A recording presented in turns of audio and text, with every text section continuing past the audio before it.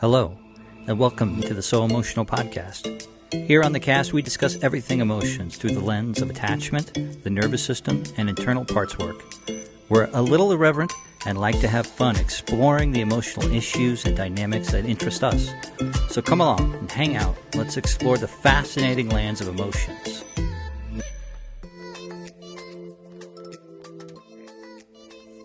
Hi, everyone. Welcome to the So Emotional podcast. I'm Angela Wetzel. And I'm Nick Carl. And this podcast is about the emotional journey. It's for our fellow travelers. And the goal is just to talk about all things emotional in a way that's honest, fun, and irreverent. Because that's what we are. Mostly. Yeah. That sounds pretty good. Yeah, I like it. So, it's kind of funny because there's like millions of podcasts out there and we could just be like, who needs another podcast, right? But for me, it feels really important to talk about the journey of like the emotional journey, which I feel like I can't say it without it sounding really cheesy, like emotional journey, but because there's like a lot of stigma, right? Like even the name of the podcast, like there's sort of a stigma, emotional. You're so emotional. And yet it's something that everybody truly wants. Like we actually want to be emotional, we want to feel emotions when we want things, we want the emotion of it. We don't just want stuff.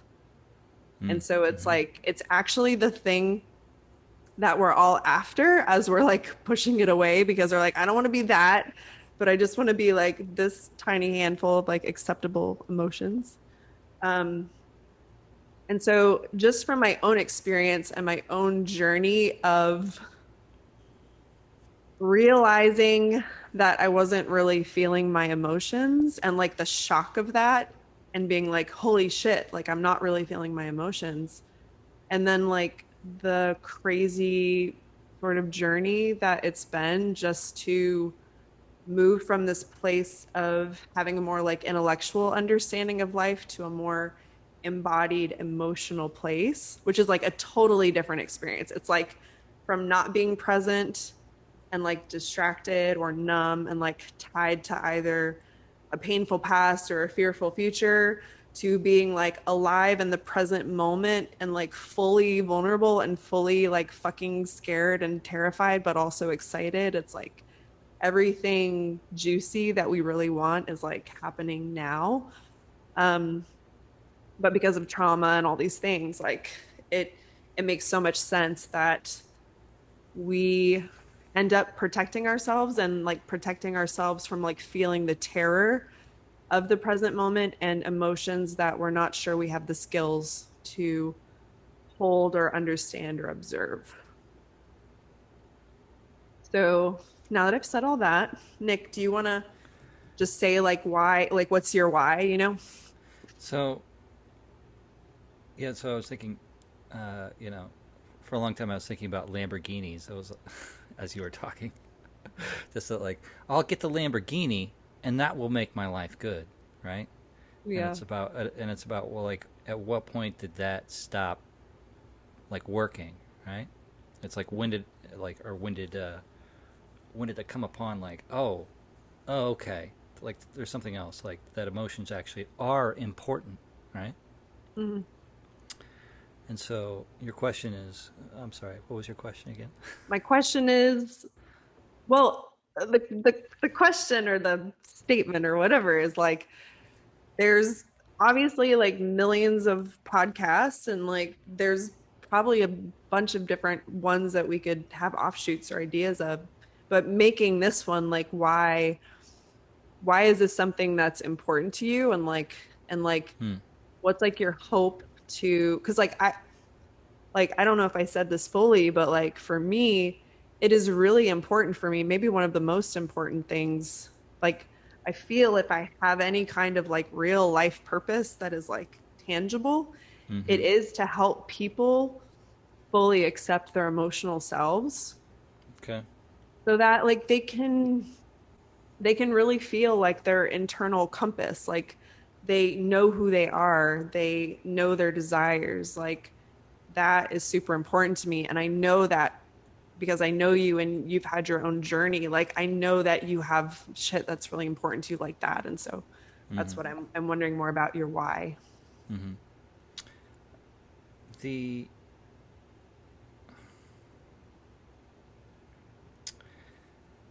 the process of coming into contact with emotions, like, there's almost like two versions of me. There's the like version 1.0 of, okay, here I'm on the planet, just sort of doing what everybody else does. Hey, how's it going? And having a certain experience, right? Plodding along, living my life, blah da da. I would have flown past this podcast like I can't understand what they're talking about. Yeah. To I personally had like a revelatory experience, of being uh, having an actual experience of of feeling like, in a moment that I turned around and I had like a backlog of emotions, an ocean of emotions, and suddenly everything made sense as to why my life had operated the way that it had up to the point that it had, and it was completely revelatory, psychedelic, whatever. It's just like everything then made sense, and from that point, coming into communion with that, like experiencing that, feeling all that energy, all that, what emotions mean to me, how they are in my body, has begun to like fill out the bouquet of colors that is inside of me, and change so many different things. Like it's very dynamic and really filled out a lot of color and made a lot more things made sense. And I feel very strongly about like sort of speaking that word, right? Speaking to what that is, what that experience is, and uh, how that moves in my own life and in my own body, and the differences that it's made for me, uh, and all the different and varied ways. Mm. Yeah. I do get this question a lot from my clients and people on my Instagram page are just like, well, how do I do that? Like, how do I feel my feelings, you know? And it's like not, it's almost like trying to answer that question, like, what is self-love, you know? It's like, Mm-hmm. it's kind of just like a nebulous thing that you could read and intellectualize, but until you like start to experience it, it's almost hard to talk about, which now that I'm thinking about it, we've done something very stupid here. What do we do? No, just by like what we're like this task is Yes. like can be kind of a difficult thing to talk Oh. about. But I think that even just talking about the experience or like that journey of how nebulous like that concept can be in Yeah. a way, just to like feel, truly feel. Because Mm-hmm. like if we're thinking about feeling, we might not be feeling. And so Right. it's like, where's the entry point into the feeling? Mm-hmm. Right. Um, yeah. Should we talk about like our own experiences? Maybe that would be helpful. All right. I can dig that. Okay. Well, I'm trying to think of like what a good lead in is to that. Like, Well, like when you talked about the nebulousness of feeling, right? So I'll talk about this. So my introduction to feeling, right? It was like feeling mhm, 101. Uh, was with another person, right? Uh, so this was a coach that I had, but the instructions were pretty simple. It was mhm. to feel my feet on the floor, to feel my butt in the chair, to Yeah. like feel the shirt touching my skin, to get in contact with the physical sensations that were happening inside my body. So I can do that. I decided to close my eyes because it seemed, you know, my consciousness was kind of pushed out. So I closed my eyes, and it brought me more into my body. And then I just began to scan around, like I, feel my feet, feel my knees, my butt. And then he asked me, he's like, okay, does anything kind of, stand out for you? Is anything kind of, and I was like, well, like right around here, it just feels a little fuzzy.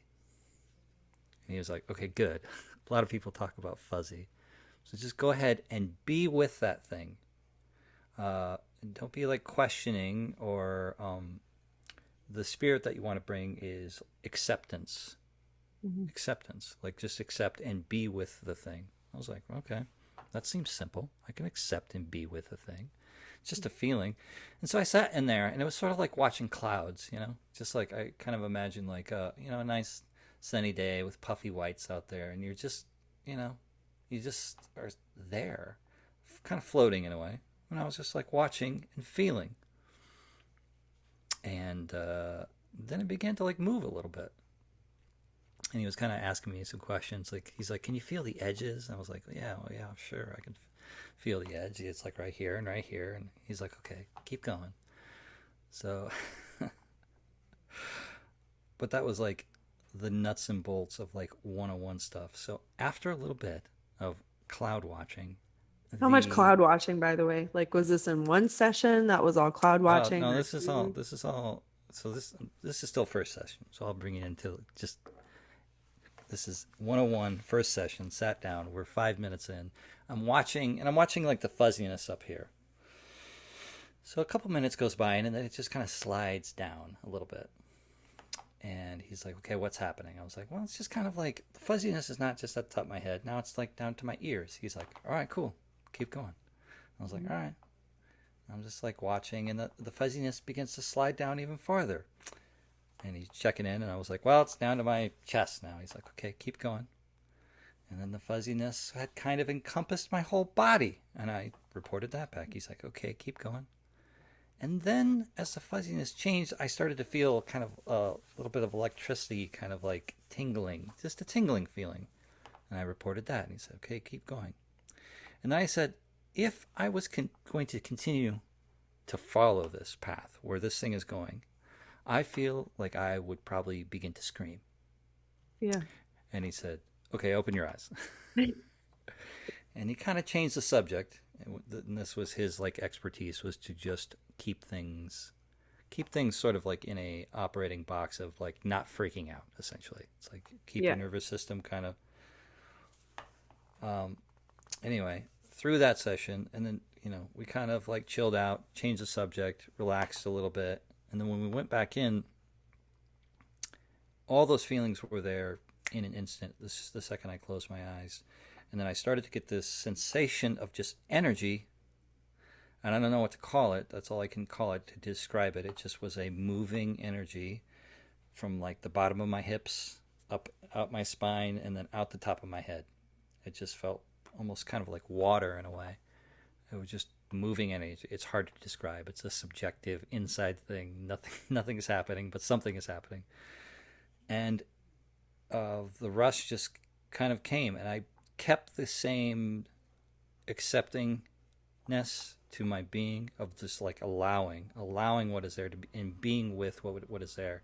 And what was there was a giant amount of just energy, and I didn't know what to call it. It was a completely novel experience at the time. And so we sat with that and just did that. I kind of started to like rock my head a little bit. It just happened spontaneously for the next 40 minutes or whatever.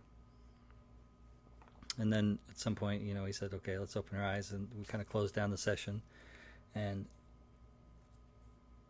talked about what it was, and what it was just emotion.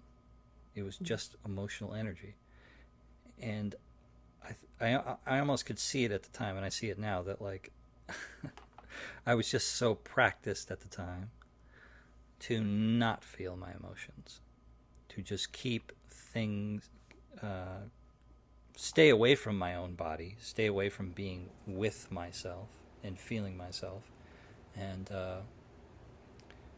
with someone's guidance to be there, just had this stark and revelatory experience of feeling in a way that I had never before. And I was, 38 years old or whatever, Can I ask you a question? Yeah. Because well, you already answered one question that I had. Like, yes, when was that like initiation? But then the other question was, what caused you to seek out that appointment, that session, you know? I was in a relationship that I think I did really like. There was a lot of affinity. There was a lot of connection and glue. Um, I thought that we actually had a great relationship, but my emotions and my body really uh, closed down. It was like a slow burn, like a slow close, but my insides just became like a flower closing its petals up, and then all the color sucking out, and it just seemed like a pressure just started like pushing in on my being. Mm. Uh, that process of like shutting down lasted for more than a year Hmm. until I kind of like thawed out.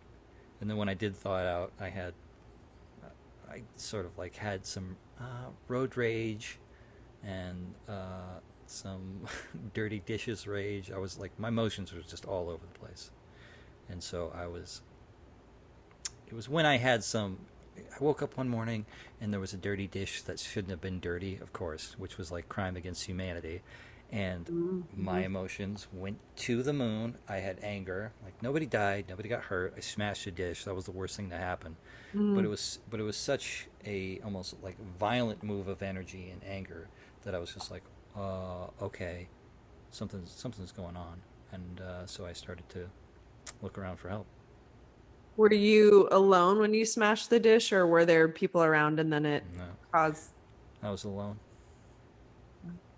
Yeah. Yeah. Yeah. Yeah, I feel like I've had similar-ish things, like anger.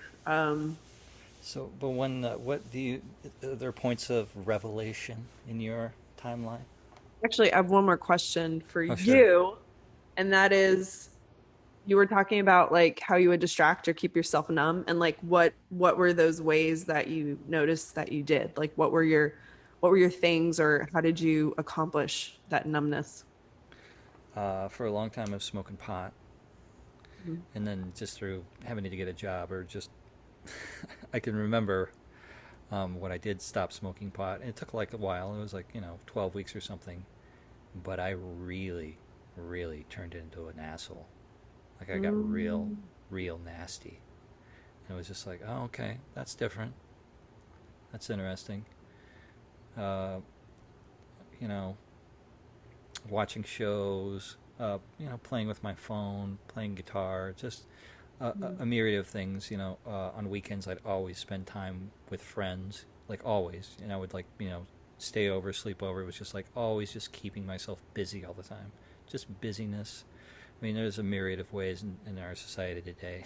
Like Yeah. the possibilities are endless, and I absolutely use them all just to keep kind of like a constant cadence of movement. And any time that I did have, say, like some unstructured time, like time off work or something, there was absolutely an implosion. So I would just avoid that and to just like refocus somewhere else.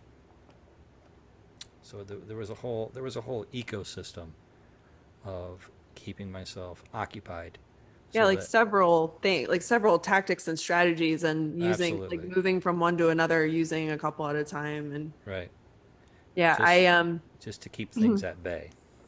yeah, I like gasped because what you said, it just reminded me of this relationship that I had and something that he had said, and I was like, oh my God, like he literally said something like that he smoked weed because he didn't want to be like an asshole like his father, you know, and he like had some awareness that he had all of this like rage, like kind of this like viciousness. And he was like, I don't want to be that. So he would like self-medicate and you know, and there's all kinds of reasons why that works. You know, who knows if he had like an anandamide deficiency or whatever, but there is something like, you know, the numbing. I mean, I don't fully understand. I'm not very super experienced with like you know, weed myself, very limited. And just interestingly enough for me, um, drugs, like I had like the fear of God put into me like so much when I was like in kindergarten. Like I had this one gym teacher and he like they would set up the whole elaborate thing of like the skeleton with like the glass jars and the cotton balls and like, you know, they'd be like, this is what happens when you smoke, and you would like see the tar going into the Right. lungs, and then they would show It's like, us these, like mouths with like cancerous like decay, like black like erosion. Like I was like in kindergarten, I was right. horrified. And so like dare to, you know, the dare campaign, like oh my god, I was so like I will never touch a fucking drug in my entire life because I'm certain I will die, like I will decay and die. But my own experience with like not knowing I was feeling was very weird because I assumed that I was like a super feeler, like I would feel everything. And in some ways, I was right that I was really feeling everything. But how do I explain this? Because it's really kind of hard for me Yeah, to. because you're a sensitive person, yes? Yeah, I am Yeah. definitely very highly sensitive. And so I was like feeling so many things, but it was almost like feeling a lot and not knowing how to process it or maybe understand it, or like I was very good at seeing things in other people but not always knowing how it related to me or necessarily like what my own feelings were about something. It depended on what like the things were. And so and I'm trying to think of like where to start telling the story, but essentially the point that I realized I wasn't really feeling my feelings, pardon me, was when I started dating somebody, and I was in there were so many things. I feel like it was like a gradual like little incidents, and they were all kind of adding up. Like I was starting to see that there was like some weird stuff happening. Like not like weird stuff. Okay, let me just try to tell the story. So I was at NYU at Tisch at the Atlantic Acting School, and those teachers are like they're so incredible. They're so incredibly detailed and focused and aware, and they are just like masters at their craft, and also just they're so good at knowing how to like bring out someone's like authenticity, and they also know kind of when you're being blocked or if something's happening where you're not able to just freely kind of express yourself and flow, right? Or Right. just, and I don't, yeah, so it's just like they were so very good at it, and I had so many experiences there of I was way out of my comfort zone being there, and yet it was like one of the biggest and best like experiences of my life. Like it was amazing. Like I was amazingly happy, and I was also amazingly under a lot of stress. And essentially what was happening, I think it might have it nothing, I don't know if I recall anything happening the first year I was there, but the second year I was doing this one scene from Chekhov, which anyone who knows like Anton Chekhov's works, like it's pretty depressing stuff. And it's very like traumatic things, you know? And we were Okay. doing this scene from Three Sisters, and it's like a triage scene pretty much where like half the village has burned down, and like the Three Sisters home is where all these burn victims are coming in, and people have like lost their homes and they've lost loved ones. And I swear to you, we did the scene, like we talked about the scene. There were three of us. somehow my interpretation of it, like the way it ended up coming out, it just felt like a walk in the park. It was just like another day. It's just another day. And yet there was like all this crazy like chaos. Like literally, if you think about it, like the smell of like probably burning flesh and burning hair and just like people crying, like just I can't even imagine, right? Right. But I was so numb and so cut off that I hadn't even considered like the stakes of that. And that was something that was brought up by my teacher, our Chekhov teacher, who was extremely fiery and passionate. She pretty much ripped us all like a new one, but not in like a, you suck kind of way. She was like, Angela, she's like, you are one of the most empathic, generous actors I've ever met. She's like, I do not understand like what this is. And I was just like, I don't either. Like, I don't know. Like, we just thought this was, I don't know. It was weird kind of to have that experience. And then I remember going back and looking at the scene, and suddenly I was seeing it. I was like seeing like the chaos and the trauma and like the awful things. And part of me had gotten really good, I think, at just filtering out chaos. Like I'm very good in emergency situations. I'm very calm. I'm very like, you know, Mm-hmm. and I never understood that it was probably like a trauma response to growing up in chaos and having to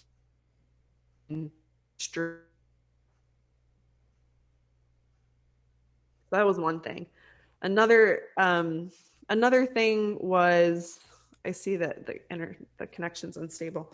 Um, It blinked for a second. That's okay. Another thing, like there were just little things that because I would get teacher evaluations, and there were probably like four different things that happened. One was I was so very self-conscious, it was painful.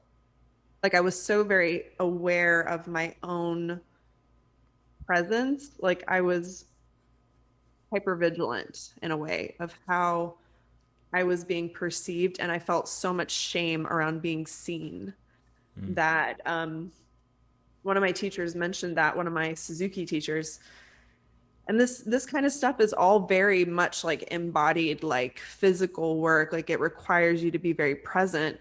So it's like you kind of like it's sort of brilliant in a way because any actor that goes to acting school, like people usually go, like the reason why I went and didn't realize the reason why acting had been so important to me is because I hadn't been feeling my feelings because I had been um in unintentionally, like I don't really ever believe my parents intentionally set out to emotionally abuse me and neglect me and whatever happened, but I was feeling all the emotions in my house and then I was acting out. I had lots of tantrums.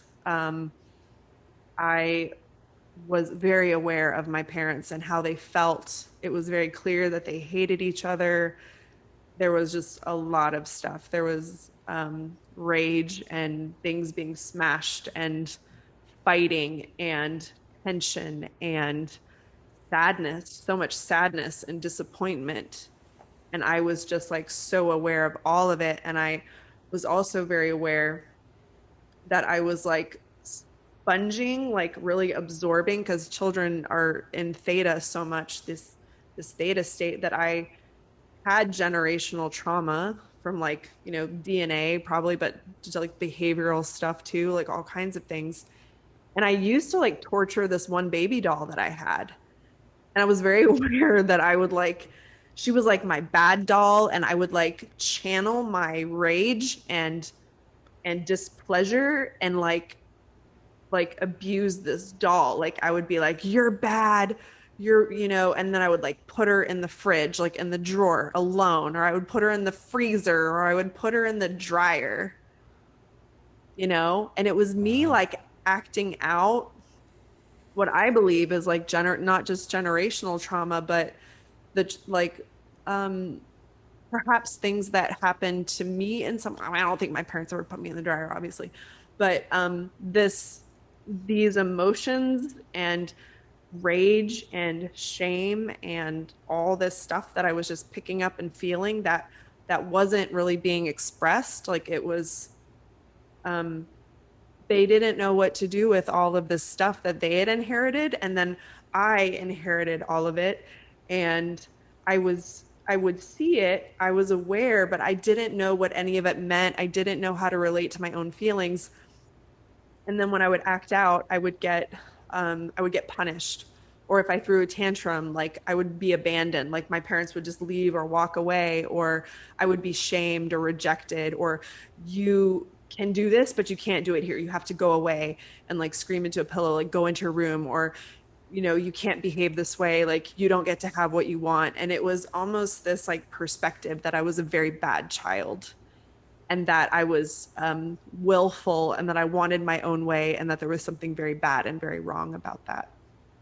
Or even maybe like it just wasn't seen as me trying to get my needs met. It was seen as I was bad and like self-centered maybe and overreacting, like all these things. So it was very, very challenging for me to be, and I am very strong-willed.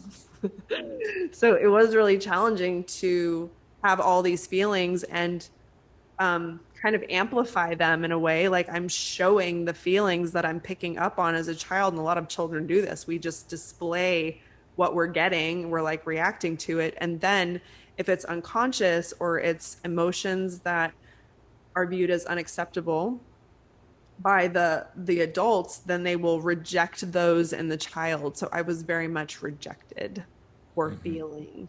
So I learned to not feel. And when I found acting, like I was always a goofball, like super like blah, all the time. And I think it was a way of like existing in playful energy and just different things where I could exist because I wasn't allowed to be angry. I wasn't allowed to be super needy. I learned to like be very like, I'm very independent. I'm very cool. I don't need you, kind of thing. And when I found acting, it was really a way for me to hide behind characters and to find freedom of expression because I couldn't be wrong. Like if I'm following the script and like I can creatively be like, my character feels this. And so this, that's right. That's what I'm doing in the moment. And so it was a way for me to express my feelings and like not be wrong for it and not be abandoned and not be rejected. So it's just like this very interesting thing. And a lot of I think a lot of actors wind up there because I don't want to like generalize. I'm just talking about myself kind of. But I felt like I noticed this with some other actors. It's like we come to acting to like hide or to wear a mask or be a character because we feel like we can't be ourselves and be loved. And there's something about acceptance in that community. Like actors are pretty weird people. Like they're pretty out there, pretty open, like experimental. I mean, it's such a like truly it is where I like cut my teeth on embodiment and learning about trauma even before I knew what it was. Like there are so many practices in being in the present moment to like channel creativity and be an open instrument that all of it, a lot of it is really about deconstruction and like getting out of our own way so that we can express like the truth of who we are and like through these characters. And acting is truly about being honest and being yourself, and yet so many are drawn to it, and I think I was because it was the only way I could feel honestly without being condemned for it. So it was almost like I was hiding out there, but it's just like you can't hide out there for long because then your patterns and stuff will come up. Like if you have trauma, if you have things getting in the way, if you're not able to self-express, because for me, like hiding was safe, like being small and not being seen. So being seen meant potential death, potential harm, dismemberment, like who knows? It's just, Um, so my nervous system was like I was experiencing high levels of anxiety just from catapulting myself like outside of my comfort zone into like acting, and also into this like career where I would be fully seen, fully out there, which has always been a challenge for me in a lot of ways. And anyway, so just another, I guess maybe one of the most important examples was me doing this voice and movement class. It was my voice class, and my teacher, who was Katie Bull, she's super amazing. But I was not able to access my anger. I was doing a scene from Julius Caesar where I believe, I mean, this was like a while ago, but I was like the daughter, and I was supposed to be like very angry with my father in this scene. And I was like, I don't know what it is. I literally cannot feel my anger. I can't access it. And she just like kind of kneels next to my yoga mat, because we do a lot of practice things there. And she was like, "Can I ask you some questions?" And I was like, "Sure." And she was like, personal questions. I was like, "Yeah, I'm totally open, sure." And she was like, "Is like one of your parents an alcoholic?" And I was like, "No." She was like, "Drugs?" Nope. Gambling? No. Workaholic? No. She like went through this list of all these different things. I'm like, no, no, no, no, no. And then she said rageaholic. And I was like, that sounds a lot like my dad. And so she had recommended Alice Miller's book, The Drama of the Gifted Child. Mm-hmm. And that was part of like my first this for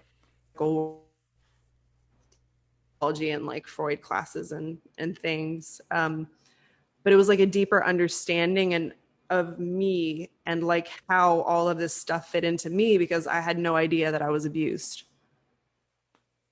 I just was like, oh yeah, the way I was raised, like that was pretty normal. Like a lot of people go through that. And I'm sure that's true. A lot of people go through some version of abuse, but it's like even the word abuse is very, it's stigmatized in a way. And if you say like someone was abusive to you, it's almost like too touchy to use that word, because there's so many things involved, like parental loyalty, the fact that abuse can be unintentional, unconscious. There's just a lot of ideas around like what abuse is and who abusers are. And I have personally expanded my own definition into what abuse is, because in some ways I feel like it helps to kind of, it sort of, for me, it helped me to understand my experience, Mm-hmm. and to say like what happened to me was significant. It really was, because the part of me that was numb and dissociated had no idea the ramifications of how being raised in a chaotic and dangerous environment, how that had shaped me. Mm-hmm. And I had no understanding of my pain and wounding and all of those things that resulted from me having my emotional reactions and those being shut down, me crying out for help and being abandoned and pushed away and shamed and all these things. I just had no idea. And so, and it was just little pieces of things like this. And so to go back to the guy I was dating, we're dating like a few months, and I don't want to like get super personal into the story because I feel like it's kind of embarrassing. So I'm like, but he had asked me to like do something. And I guess now I know everyone's just gonna like fill in the blanks or whatever, but he had asked me to do something, and it, oh my god, I'm like, how do I talk around this? Anyway, it's not super important what the thing is, but I'm sure you can all sort of just guess, fill in the blank, whatever. So I'm so embarrassed. So when he first asked me, I was like, we're still kind of new at dating, like we're still getting to know each other. And I just was like, I don't know if I feel super comfortable about that. And he was like, oh my gosh, I shouldn't ask you. I'm so sorry. That's so forward. It's so direct. And I was like, no, like, I'm like, no, I'm not offended by it. I'm just like, no, maybe, I don't know. Let me think about it. So anyway, let's just say that I acquiesce to this request. And then I'm going to like meet him, like we're gonna have a date. And I almost feel like I should have just fucking said what it is, but I'm not gonna say what it is. Yeah, I for one am confused. You're confused? Yeah, because Well, I it at takes least want to away know. the I at least want to know the what's the emotional flavor of whatever we're talking about. um it's like Aggression. no, like inappropriate, like shame maybe, Okay. like Okay. kind of Sure. those feelings, I guess. All But right. I wasn't really that aware. Yeah. And just like like a uneasiness, like I'm not sure that I feel comfortable because to me it was like very intimate for me in an Sure. early relationship. So Okay. anyway, um so we meet up, we're on this date, and he's just like, hey, what's, and I'm like shutting down. So I'm, Mm-hmm. like I'm going into dorsal vagal. So I'm going into like shut down and freeze, and like Right. I'm not comfortable, but I'm not aware that I'm doing, like, I'm aware that I feel strange, but I don't know how I feel at all. Right. And he's just like, hey, what's going on with you? And I'm like, I don't know. I'm fine. Yeah, I don't think I said fine. I don't really know. I'm like, I think I'm feeling things, but I don't really know. Right. And then, so of course, like the date concluded, we went back to his place, things ensued. And then it was like 2 weeks later, Mm.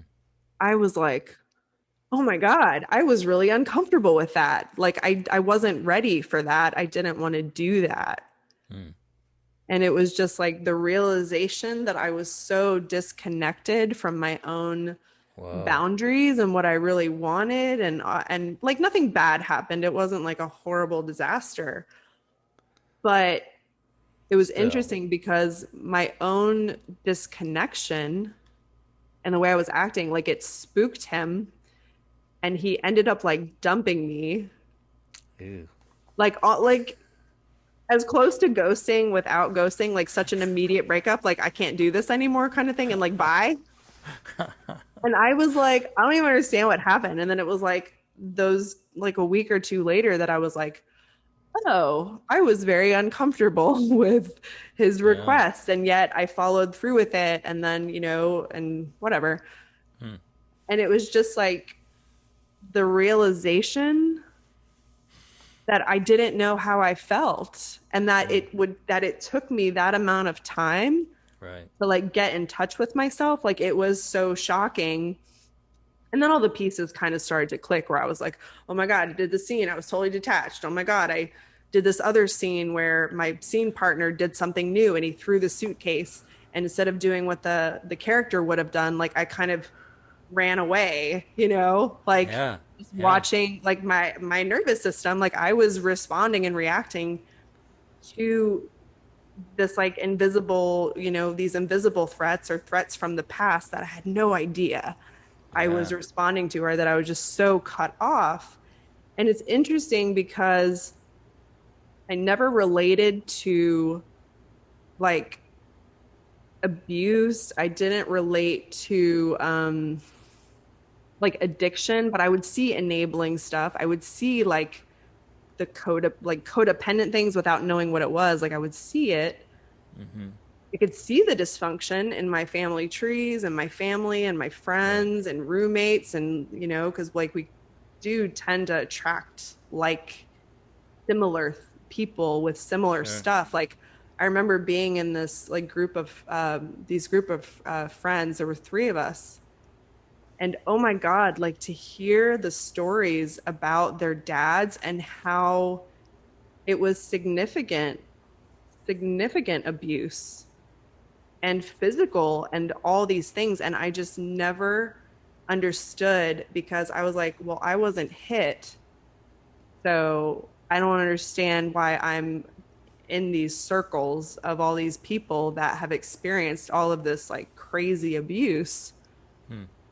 I was like, I don't fully understand it. And so it was just like a very, it was just a very slow but interesting awakening of like, huh, and just all the pieces. So, and since I had asked you about like what the distractions were, what the things were, it was almost like I feel like I didn't have like conscious awareness around what I was doing, but my ability to numb myself was like incredible. Mm-hmm. Like I was so good at pushing my emotion, sensation. I could push myself really hard and it got me really far. Like in the military, I would push myself so hard on my 2 mile run. Like I would run like 2 miles in like 15 minutes, just over. I would push myself so hard that at the end I would be throwing up. I would be bowled over, heaving and throwing up because I pushed myself so hard. And it was something I was really proud of. Whoa. I was like, I'm so crazy. Like, cool that I I'm just so cool. so cool. I can push myself so hard. I mean, yeah, it is kind of cool. I mean, kind of. In a way, sure. Sure. But and so it fit into all these things like the military very well. I got Yeah. promoted. I was an NCO when I was like 22. I was already in leadership positions. I was already like, but and What it about served me until what? it didn't. What about that scene? Take me back to that first scene you described, and it's a bloody scene. There's three of you. Mhm. You, I imagined that the, you were not embodying the gravity of the situation. Like you were not letting it affect your being, and your professor could see that, Yeah, right? So it exactly. comes over and says, "Hey, Angela." So how did you process that then? What happened? Well, she was talking to all of us, and she was known for not being super tactful. Like she was very passionate, and there was definitely shame that I was experiencing at the time, Sure. like looking back. And of course, like, like no one wants to be like artistically eviscerated in front of their peers. But it was like, we tried, master. We did our best and we, we failed. And she's so very passionate about Chekhov. And it's like what she does. Um, and that kind of that kind of work is very different from a lot of other more modern plays or acting. Like it's deeper, it's more complex, it's layered. Um, and I honestly do not remember, like, I honestly don't remember how we processed it individually, but we had discussed it. And it was almost like looking back, it was almost like a very inward experience, like a very internal experience that cut out everything else that was happening. And Hmm. maybe that was part of the way that I really survived things was to be internal and ignore like the chaos and things, that was part of it. But like trying to think about how that happened or how that worked was like, I don't know. I don't even know if I can fully say how I was viewing it, like what the perspective was. But we knew it Were you was, able to make a connection eventually? Were you able to connect to the scene? yes. Yeah. Yeah. And then, so this is the other thing that started happening. So when I did start connecting to things, I was a mess. Hmm. So it was like I would cry uncontrollably. I would hyperventilate. I mean, this is something I did as a child. I would hyperventilate until I would almost pass out Mm. because of the intense emotions. Um, and so to me, I felt like this is, in a way, I felt very good about my ability to tap in. Like, well, like sadness and that kind of thing was never hard for me to access. There were certain Mm. things that I could not access, but I could access like tears and sadness and like stuff like that. And so I do kind of think that everything came out in that way. And part of me, like looking back, and I almost felt like, well, if I'm an emotional mess, like this is good. Like this is probably really interesting, or I'm probably, Right. and Right. in some ways there I it's hard for me to like fully and like I haven't thought about this in a while, but a lot of the other actors would talk to me about how moved they would be like by my work or witnessing, and Mm-hmm. they did say I was very emotionally generous and they really appreciated my ability to just put that out there. And it just that was like the one emotion, like there were some emotions I could connect to. Mm. And when I could, I was very generous with them. But there was also some inner struggle about not always wanting to go there because it felt so out of control. Right. You know Yeah. what I mean? So it was like hyper this like hysterical energy. It was all up here, like high in my chest and like freaking out. Um yeah, I don't know. It was like good, but it wasn't good. I don't Right. How kind of old? How old were you when that so I with the boyfriend? I'm interested. boyfriend that was I want to say 30, 32, 33, maybe. Okay. Yeah. Um, and I had actually been married. I got married at 20 and then divorced at like 28. And so I sort of did a lot of things backwards. Like I got married really young. I joined the military. I did all that. Like I worked for the government. And then I ended up going back into acting, like finishing my degree. So I was there at like 30 with all these 18-year-olds. Oh wow. So there was this age gap, and it was very interesting that way, but also I felt like I was an older sister. And then in other ways, emotionally, in some ways, I felt as though I was like their peer, and that I just was like as lost as they were, Mm-hmm. you know? Um, but I just, and of course, like I had lived longer and like, a decade longer, but it was like there were just so many things I didn't really know. Um, yeah.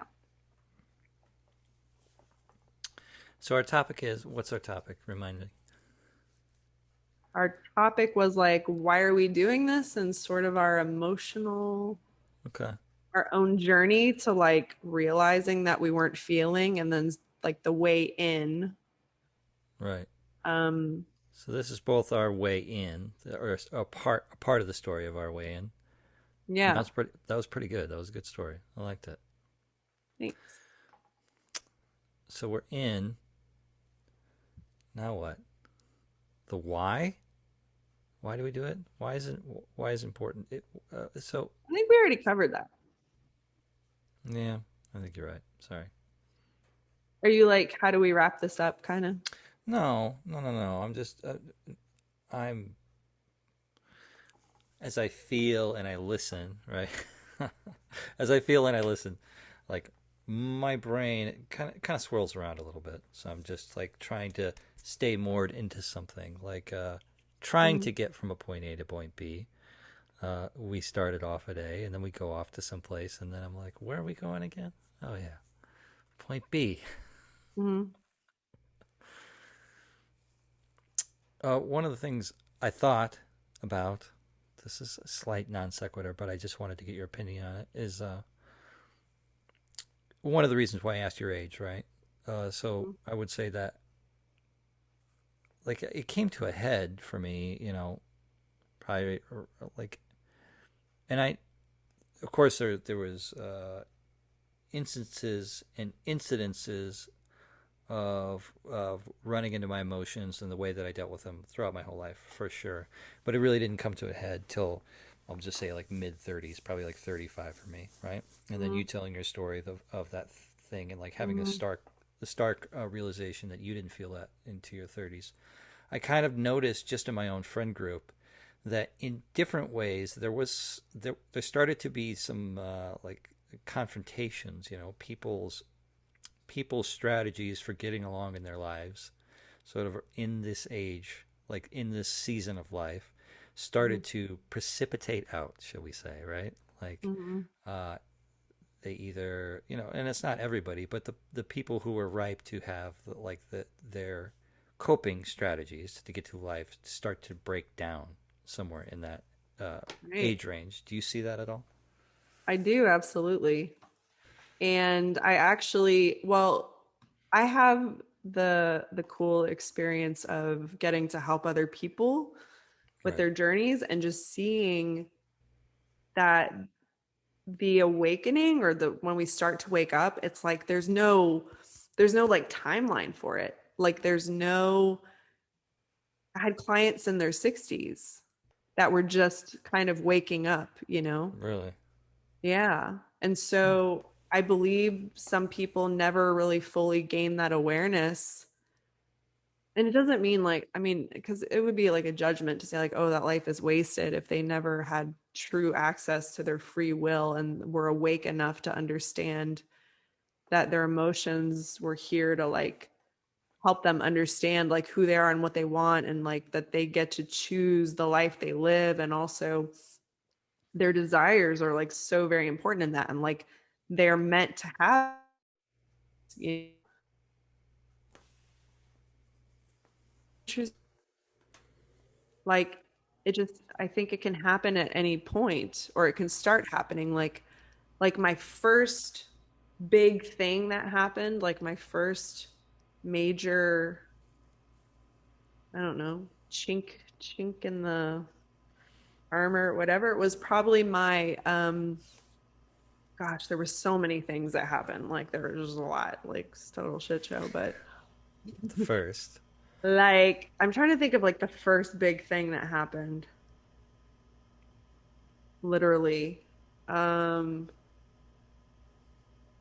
it might have been like finding out that my like ex-husband he was my husband at the time but like finding out about this like emotional cheating like cheating betrayals that these little betrayal things that were happening Hmm.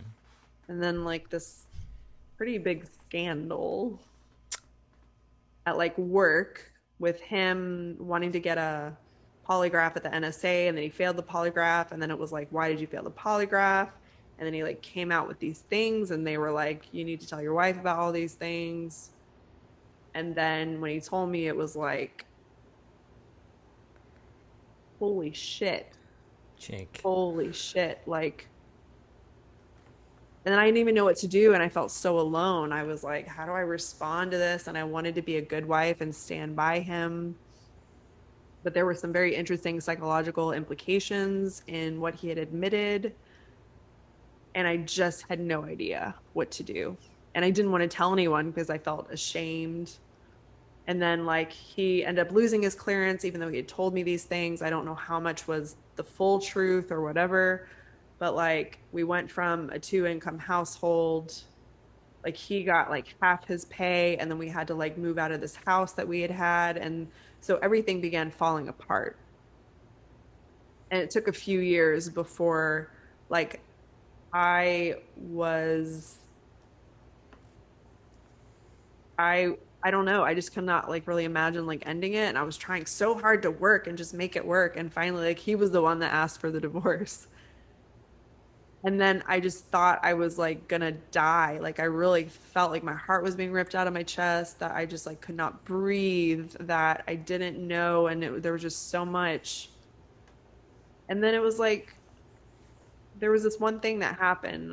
I like blogged about it, but this one thing happened where I was like, I actually felt my anger. Like I felt my no. And I went into my like kitchen cabinet. I had this glass cutting board, like a tempered glass cutting board. Mm-hmm. And I took it out of the house and into the back, on the back deck, and I smashed it because I needed to like release, and I just didn't know what to do.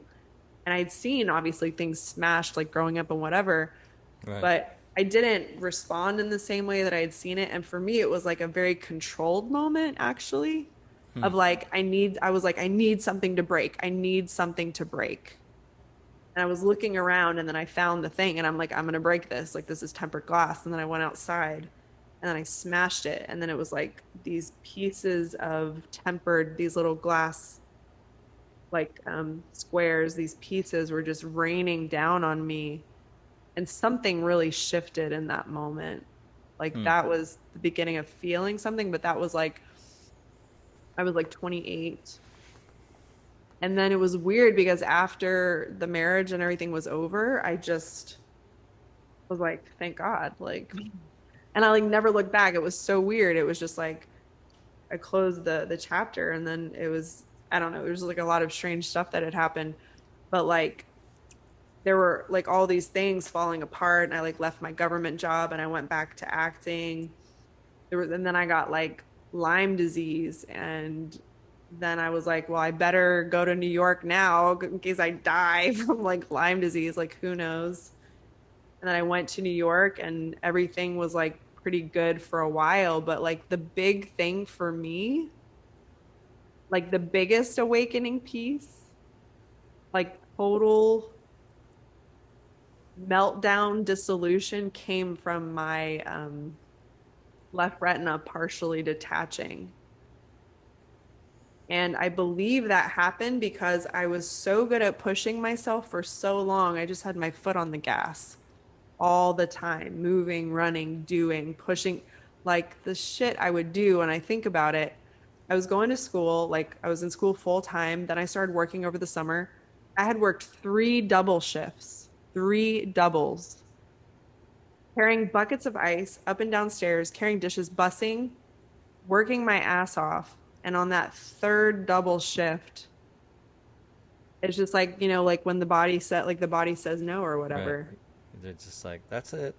That's all That's we got. it. And I just had no idea why it was happening. And I felt so victimized. Hmm. But it was like that kind of thing, like caused me to actually finally really stop and just be Hmm. like, what is going on? Of course, I went through a whole victimization, like, why is God shitting on me? I must have done something bad because of my Catholic upbringing. I was like, literally, like, being, like, oh, you want to be an actor? Like, that's the most selfish fucking thing in the world. Of course, God is punishing you for being a selfish asshole. So you talk about like working in double ship and like double shift and how driven, right? But for a long time, the drivenness almost had to feel like you talked about it feeling powerful. It must have felt almost normal, right?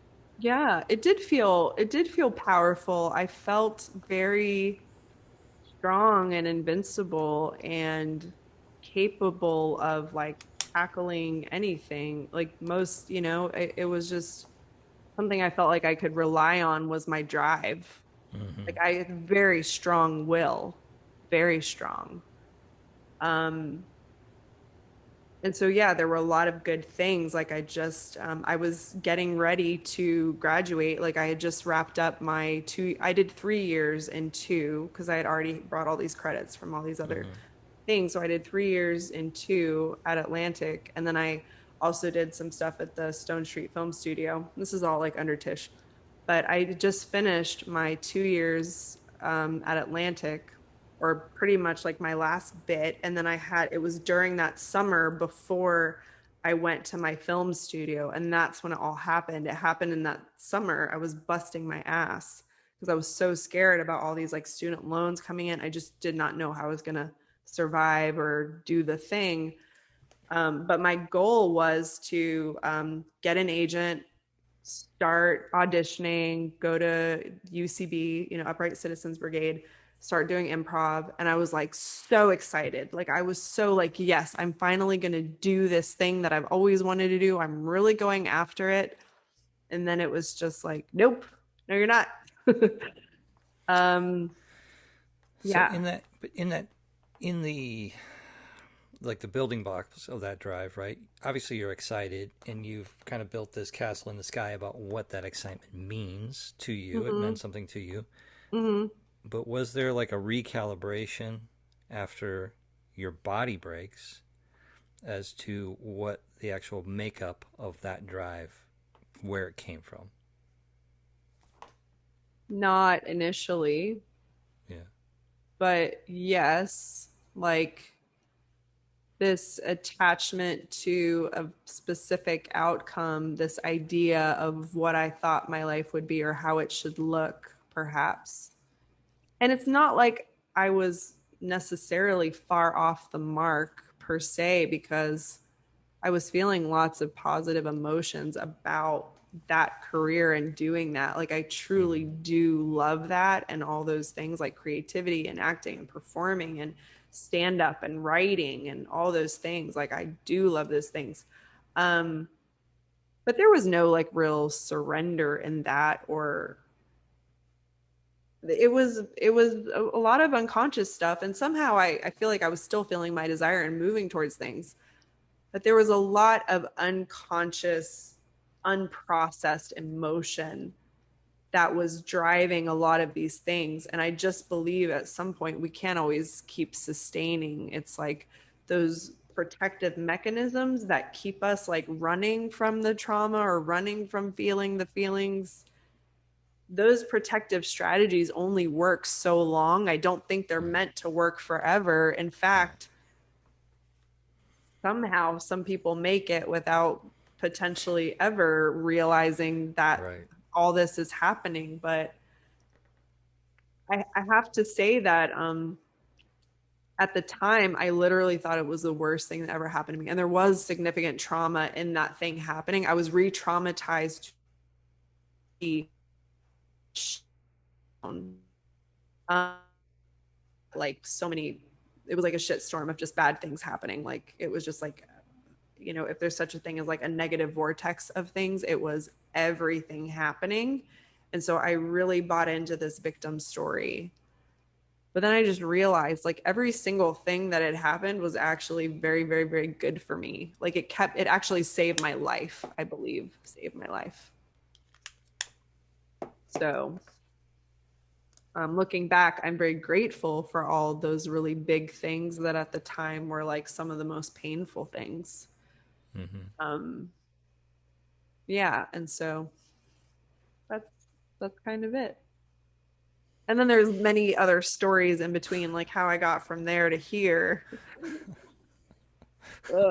But what I will say is, it's felt like an important thing to me for a long time for people to understand that um, the whole healing process is like it is its own journey in and of itself, and it's like all of these tiny little pieces and steps, and it all adds up to something. And yet, it's like we can be walking towards something that we are totally blind to like knowing even what it is, because when we're not in touch with our own emotions and desires, we're like without our compass. We don't know where we're going, we don't know who we are, and we're just kind of blindly stumbling through life. And I really feel like it's important to speak to people to let them know that if they feel that way, that they are normal. And well, that saying like pain is what is it? Pain is mandatory? No, pain is not gonna happen. Optional. No, it's the quote. It's like Oh. pain is inevitable, but suffering is optional. So it's almost like just, I don't know, I just really want people to understand, like, if you feel like you're blind and lost, like you're Moses wandering around in the desert, that eventually like stuff starts to make sense. But it is like such a wild, crazy process to even like get there sometimes, where like to where you know the difference between like your ass and a hole in the ground. You know what I mean? I can specifically remember a scene on some porch some afternoon, maybe 15 years ago or something. But just all I could like was just like, I am fucking lost. I have no idea what is going on. Mhm. Just of like how deeply I felt that at the time, you know. I wonder too about like the idea of the compass. There still feels like there is like some through thread into who I am, like as a being, right? There's still some like piece or color, right? That still remains true. Like up here, it's all a mess, you know. It's like I have no idea from my ass from the hole in the ground, but um, I don't know. But there still is some through piece in the story too, which it feels cool to that like that as as as I connect more with